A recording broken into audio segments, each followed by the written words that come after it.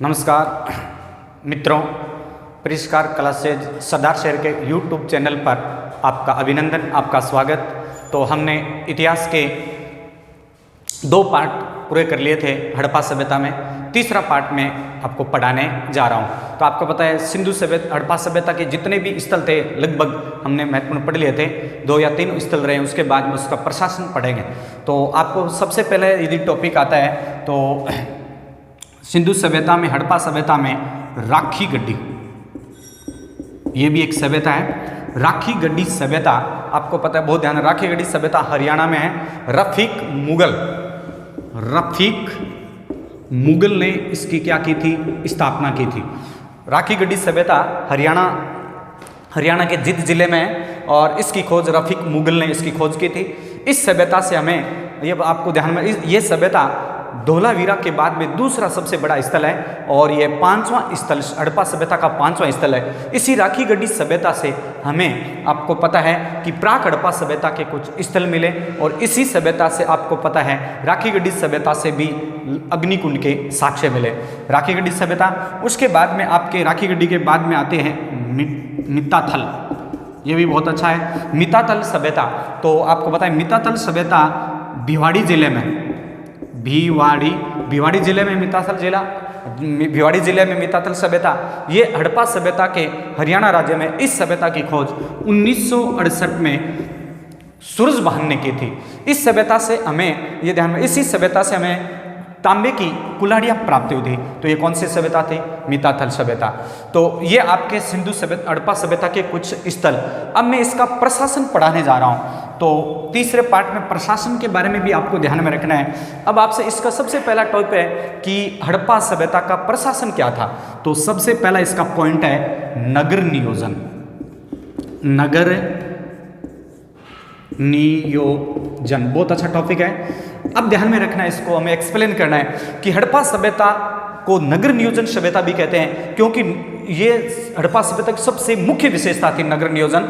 नगर नियोजन किसी सभ्यता की, ये नगर नियोजन सभ्यता विश्व में मिस्र, मेसोपोटामिया, चीन, ग्रीक सभ्यताओं की नहीं थी। ये नगर नियोजन सभ्यता सिर्फ हड़प्पा सभ्यता की थी।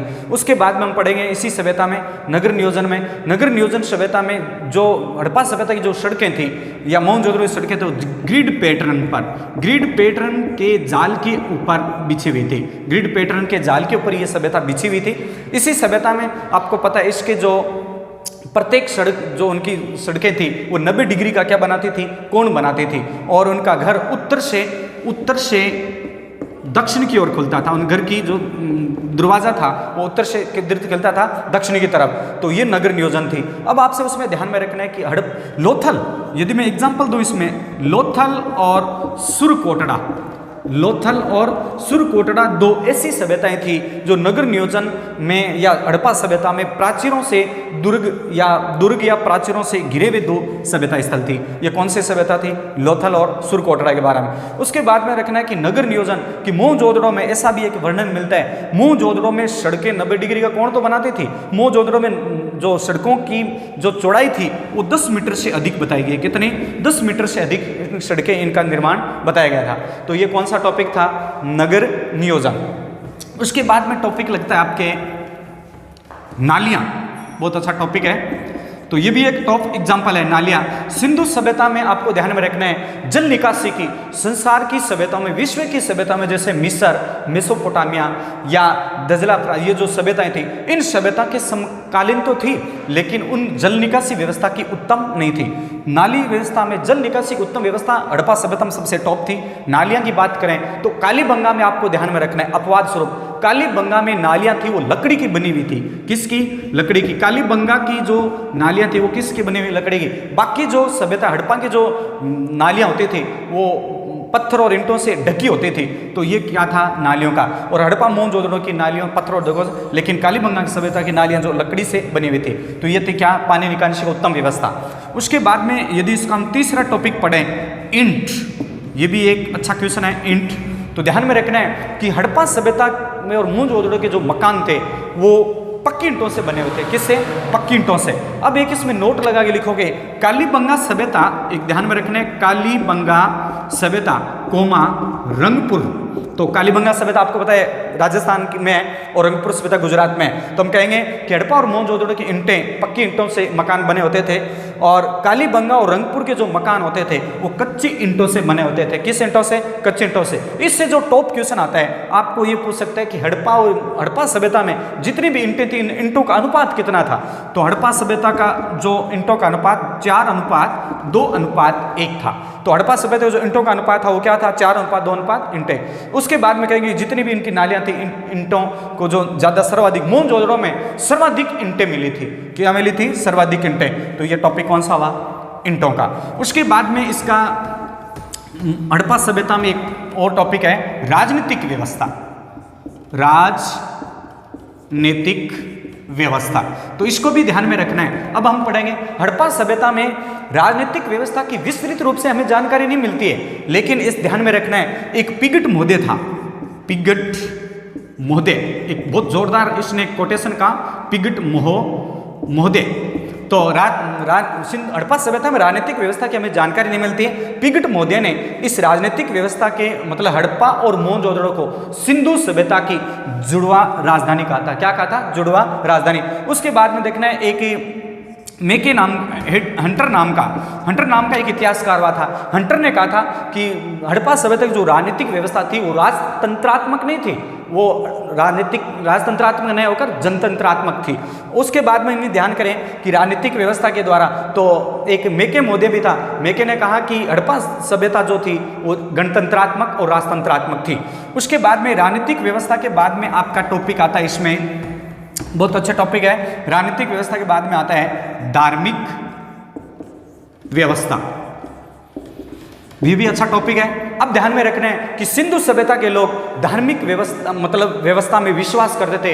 हड़प्पा और मोहनजोदड़ो प्रत्येक घर में कुएं होते थे, विशाल स्नानागार होते थे, बड़े वृद्ध अनानाघर होते थे। अब आपसे इसमें टॉपिक है धार्मिक व्यवस्था, क्योंकि सिंधु सभ्यता के लोग आपको पता है कि लिंग की पूजा करते थे, वृक्ष की पूजा करते थे, नाग की पूजा करते थे। इन धार्मिक व्यवस्था में वो क्या करते थे? विश्वास। अब इसमें एक टॉपिक और बनता है कि हड़प्पा सभ्यता में सबसे टॉप विशेषता थी हड़प्पा सभ्यता के लोग, कालीबंगा के सभ्यता के लोग 3 प्रकार की विधियों से व्यक्ति का संस्कार करते थे, दाह संस्कार करते थे।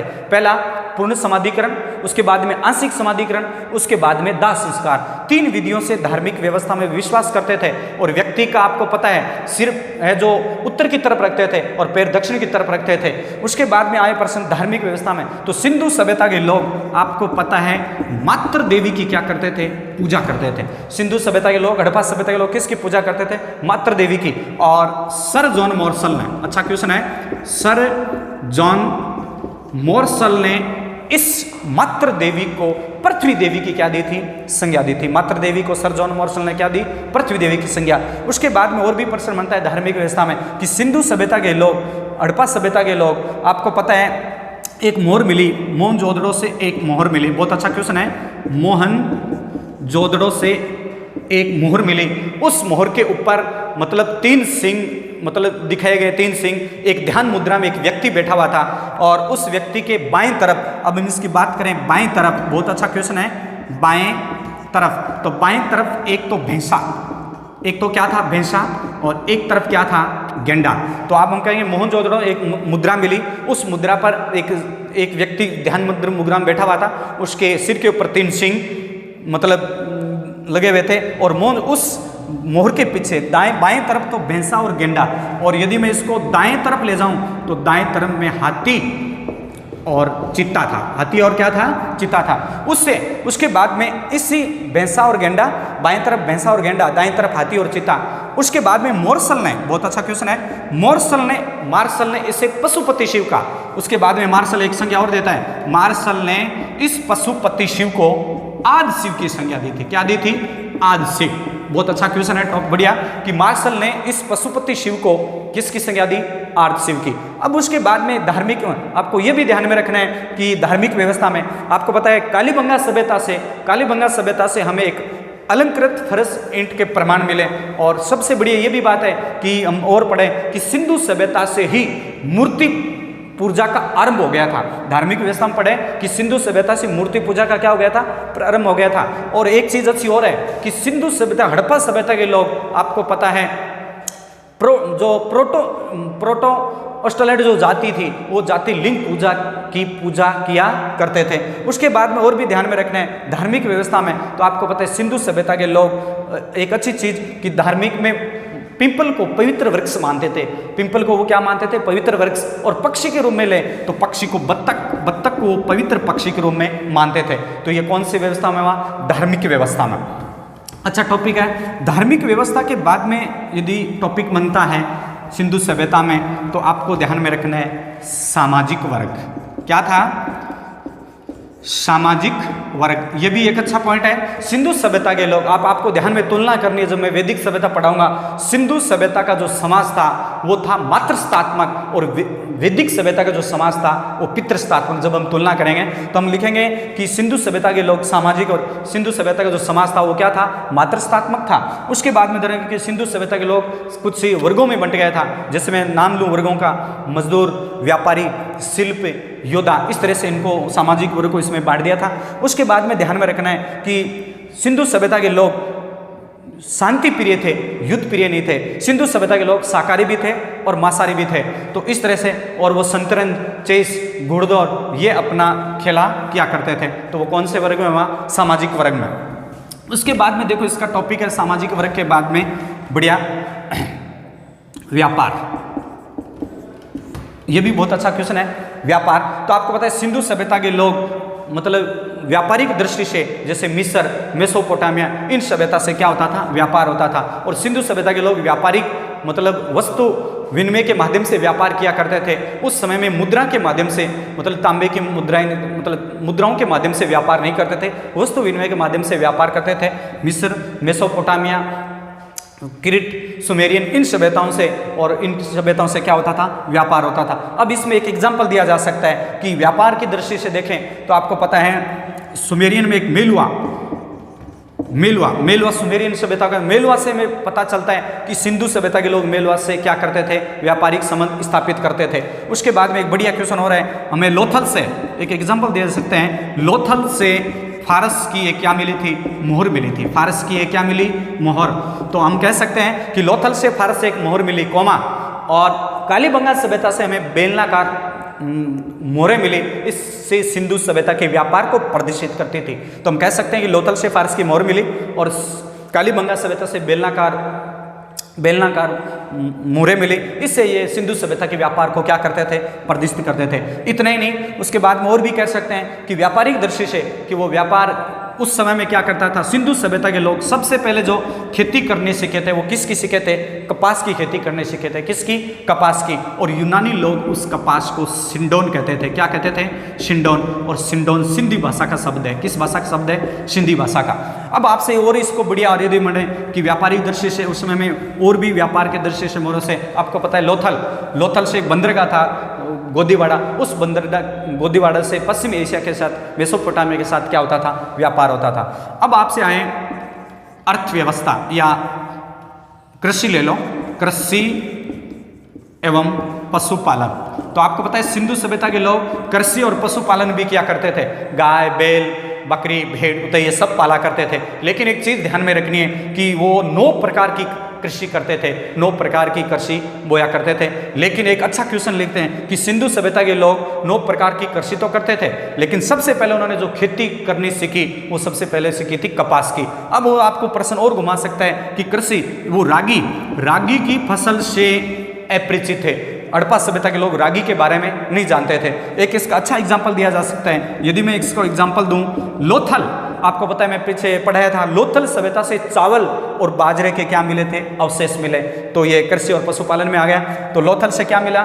चावल और बाजरे के अवशेष। और यदि मैं बात करूं बनावली की, तो आपको पता है बनावली हरियाणा में, बनावली से जौ, तिल और सरसों के ढेर मिले। इसका मतलब ये कृषि और पशुपालन पर जोर दिया करते। और एक मैं यदि आपको लूँ हड़प्पा, तो मैंने आपको हड़प्पा में लिखा, हड़प्पा सभ्यता के लोग गेहूं और जौ बोया करते थे। इससे हमें पता चलता है कि सिंधु सभ्यता के लोग एग्रीकल्चर, कृषि प्रधान या कृषि में विश्वास। अब बात आई पशुपालन की, वो सब पशुपालन, लेकिन हम बात करें गाय की तो आपको पता है गाय की आकृति की मूर्ति नहीं मिली हमें वहाँ पर, तो इसलिए सिंधु सभ्यता के लोग गाय से क्या थे, अपरिचित थे। और बात करें वहाँ पर पशु पालते थे, कुबड़दार बैल, सिंधु सभ्यता का जो शक्ति का जो प्रतीक था वो कुबड़दार बैल प्रतीक माना जाता था। तो ये कृषि और क्या हुआ, पशुपालन हुआ। उसके बाद में आपके देखो टॉपिक है लिपि, ये भी बहुत टॉपिक है, शानदार टॉपिक है लिपि। तो ध्यान में रखना है लिपि के बारे में। सिंधु सभ्यता के लोग सिंधु सभ्यता सिंधु लिपि के बारे में वो अपरिचित थे, सिंधु लिपि के बारे में वो नहीं जानते थे। एक ध्यान में रखना है, सिंधु लिपि को भाव चित्रात्मक लिपि भी कहा जाता था, भाव चित्रात्मक लिपि की नाम से जाना जाता था। जो दाएं से क्या लिखी जाती थी, बाएं लिखी जाती थी। तो आप ध्यान में रखना है, सिंधु सभ्यता के लोग सिंधु लिपि आज तक नहीं पढ़ पाए, सिंधु लिपि को आज तक पठन नहीं पाए। बहुत चित्रात्मक लिपि कहते हैं। ये लिपि दाएं से क्या लिखी जाती थी, बाएं लिखी जाती थी। उसके बाद में रखना है, इस लिपि में 64 मूल चिन्ह थे। कितने चिन्ह थे, 64 तो मूल चिन्ह थे, और 250 250 से लेकर 400 उस पर चित्राक्षर किए हुए थे। अब आपसे पूछ रहे हैं कि लिपि पर किसका चित्र मतलब पशु या पक्षी का चित्र, तो मछली का, सबसे ज्यादा इस लिपि में मछली का चित्र का अंकन हुआ था। अब आपसे वो और पूछ रहे कि लिपि को पढ़ने का प्रयास किया गया था। इस लिपि, आपको ये भी ना कि सिंधु लिपि को आज नहीं पढ़ पाए, वेडल नाम का एक व्यक्ति था, वेडल, इस वेडल नामक व्यक्ति ने इस सिंधु लिपि को पढ़ने का प्रयास किया, लेकिन वो आज तक इस लिपि को पढ़ नहीं पाए। तो इसके हम कह सकते हैं ये लिपि थी। और सबसे ज्यादा यदि हम बताएं कि सिंधु सभ्यता के लोग जो क्या करते थे, एक सेलखड़ी पत्थर होता था, उस सेलखड़ी पत्थर के ऊपर ये मोहरों का अंकन किया करते थे। तो वो कौन सी लिपि हुई, सिंधु लिपि। उसके बाद में यदि हम आप और अच्छा इसको टॉपिक पढ़ें तो हम कह सकते हैं सिंधु सभ्यता में लिपि के बारे में हुआ हस्तशिल्प या कला, शिल्प कला, ये भी बहुत शानदार टॉपिक है, शिल्प कला। तो आपको हम कहेंगे शिल्प कला, आपको ध्यान में रखना है, सिंधु सभ्यता के लोग, हड़प्पा सभ्यता के लोग लोहे के बारे में, लोहे से अपरिचित थे, लोहे के बारे में नहीं जानते थे। मिट्टी का बना हल, वहाँ फावड़ा नहीं मिला, फावड़े ऐसे चीज़ का प्रमाण नहीं मिला। तो सिंधु सभ्यता के लोग लोहे से अपरिचित थे। वहाँ तांबा, जैसे हम बात कर सकते हैं कांस्य युगीन, क्योंकि ये सभ्यता क्या थी, कांस्य युगीन थी। तांबा और टीन को गलाकर कांस्य युगीन का क्या किया जाता था, निर्माण किया जाता था। अब ध्यान में रखना है, सिंधु सभ्यता के लोग, एक ध्यान में रखना है कि सिंधु सभ्यता के लोग एक तो लोहे के बारे में अपरिचित थे और एक तलवार, इन दोनों से क्या थे, वो अपरिचित है। उसके बाद में ध्यान रखना है कि सिंधु सभ्यता के लोग, एक कुम्हार का चाक होता था, कुम्हार का चाक। तो आपको ये ध्यान, बहुत टॉप क्वेश्चन है, कुम्हार का चाक। इस कुम्हार के चाक पर क्या किया जाता था, मिट्टी के बर्तन बनाए जाते थे। मिट्टी के क्या बनाए जाते थे, मिट्टी के बर्तन। बहुत अच्छा क्वेश्चन है, कुम्हार के चाक। तो ये कुम्हार का चाक का आप हमने, इसका मतलब पहले आ गई होगी, कुम्हार का चाक के ऊपर मिट्टी के बर्तन बनाए जाते थे।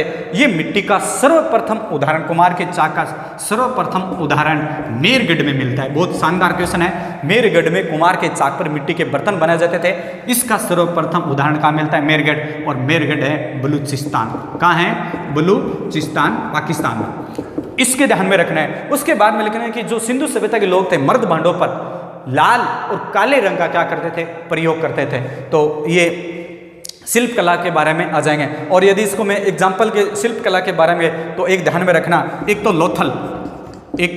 लोथल और एक देसलपुर।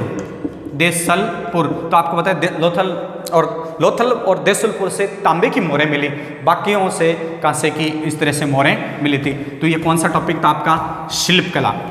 उसके बाद में देखो हड़प्पा सभ्यता से और भी आते हैं। हड़प्पा सभ्यता की बात करें, मोहरें, तो आपको बहुत शानदार क्वेश्चन है, हड़प्पा सभ्यता में कुल मिलाकर जो मोहरें मिली उनकी संख्या कितनी थी, 2000 मोहरों की संख्या बताई गई थी। और ये मोहरें सेलखड़ी पत्थर से बनती थी।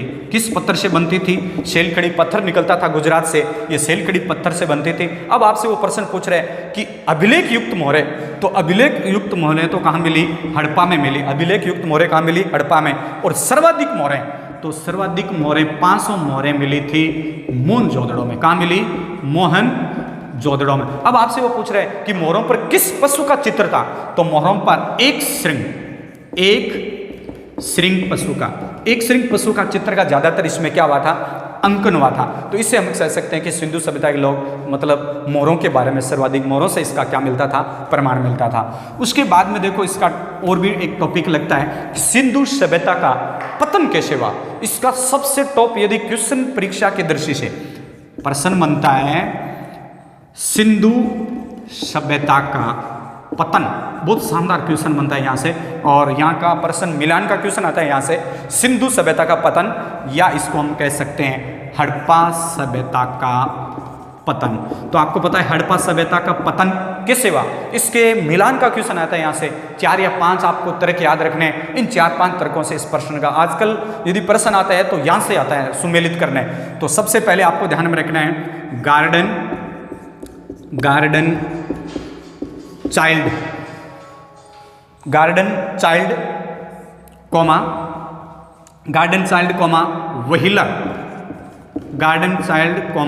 व्हीलर, बहुत अच्छा क्वेश्चन है।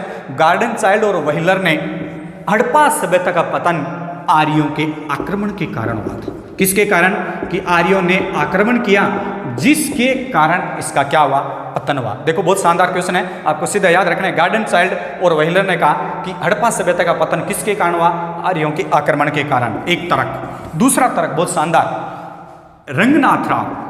Ranganath Rao comma sir John Marshall और मेके। बहुत शानदार क्वेश्चन, बहुत शानदार। यहाँ से मिलान का प्रश्न आता है, गार्डन चाइल्ड और व्हीलर ने आर्यों के आक्रमण के कारण, गार्डन चाइल्ड और व्हीलर ने कहा कि हड़प्पा सभ्यता का पतन किसके कारण हुआ, आर्यों के आक्रमण के कारण। दूसरा तर्क है Ranganath Rao, sir John Marshall और मेके ने कहा कि हड़प्पा सभ्यता का पतन बाढ़ के कारण हुआ। किसके कारण हुआ, बाढ़ के कारण। दूसरा तर्क, दोनों तर्क शानदार। तीसरा तर्क अमलानंद घोष, बहुत शानदार क्वेश्चन है। अमलानंद घोष कहते हैं कि हड़प्पा सभ्यता का पतन जलवायु परिवर्तन के कारण हुआ। किसके कारण हुआ, जलवायु परिवर्तन के कारण। बहुत शानदार क्वेश्चन है, जलवायु परिवर्तन के कारण हुआ। गार्डन चाइल्ड व्हीलर कहते हैं हड़प्पा सभ्यता पतन आर्यों के आक्रमण के कारण हुआ। Ranganath Rao, sir John Marshall, Mackay कहते हैं कि आर्य सभ्यता का पतन बाढ़ के कारण हुआ। अमलानंद घोष कहते हैं कि हड़प्पा सभ्यता का पतन जलवायु परिवर्तन के कारण हुआ। चौथा तर्क, बहुत शानदार क्वेश्चन। चौथा तर्क KUR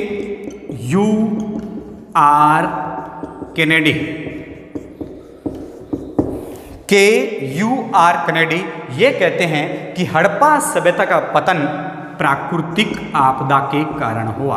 किसके कारण हुआ, प्राकृतिक आपदा के कारण हुआ। बहुत शानदार कोटेशन है।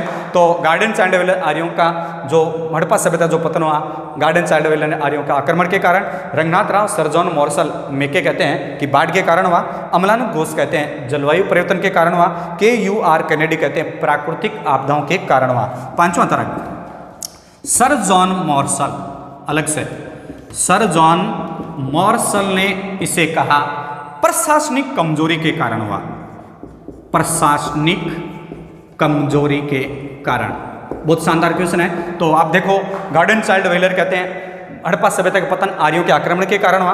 Ranganath Rao, sir John Marshall, Mackay ने कहा कि आर्य सभ्यता का पतन बाढ़ के कारण हुआ। अमलानंद घोष कहते हैं कि हड़प्पा सभ्यता का पतन जलवायु परिवर्तन के कारण हुआ। KUR कैनेडी कहते हैं कि हड़प्पा सभ्यता का पतन प्राकृतिक आपदाओं के कारण हुआ। सर जॉन मार्शल कहते हैं कि हड़प्पा सभ्यता का पतन प्रशासनिक कमजोरी के कारण हुआ। और छठा तर्क कह रहा है इसका, जिसका नाम है माधव स्वरूप वत्स। छठा तर्क माधव स्वरूप वत्स कह रहे हैं कि हड़प्पा सभ्यता का पतन नदियों के मार्ग परिवर्तन के कारण, नदियों के मार्ग परिवर्तन के कारण इसका क्या हुआ, पतन हुआ। अब देखो कितना, अब इनमें से आगे पीछे करके ये क्वेश्चन पूछा जाता है और पक्का यहाँ से क्वेश्चन ज्यादा आसान। तो सबसे पहले आपको मैं तो गार्डन चाइल्ड व्हीलर ने कहा हड़प्पा सभ्यता का पतन आर्यों के आक्रमण के कारण हुआ। Ranganath Rao, sir John Marshall, Mackay इन्होंने कहा कि आर्य इसका पतन हड़प्पा सभ्यता का बाढ़ के कारण हुआ। अमलानंद घोष ने कहा कि इसका पतन जलवायु परिवर्तन के कारण हुआ। KUR कैनेडी कहते हैं कि हड़प्पा सभ्यता का पतन प्राकृतिक आपदा आई इसके कारण हुआ। और सर जॉन मॉर्सल कहते हैं कि प्रशासनिक कमजोरी, क्योंकि सिंधु सभ्यता में राजा का शासन नहीं था, प्रशासनिक कमजोरी के कारण इसका क्या हुआ, पतन हुआ। माधव स्वरूप वत्स कह रहे हैं कि नदियों के मार्ग परिवर्तन के कारण इसका पतन हुआ। इसका मतलब हड़प्पा सभ्यता का इसी कारण क्या हुआ था, परिवर्तन हुआ था। तो आगे हम बात, ये आपका सिंधु सभ्यता टॉपिक कंप्लीट हुआ। नेक्स्ट वीडियो में हम वैदिक सभ्यता पढ़ेंगे, तो ज़्यादा से ज़्यादा चैनल को सब्सक्राइब और लाइक शेयर करें। थैंक्स।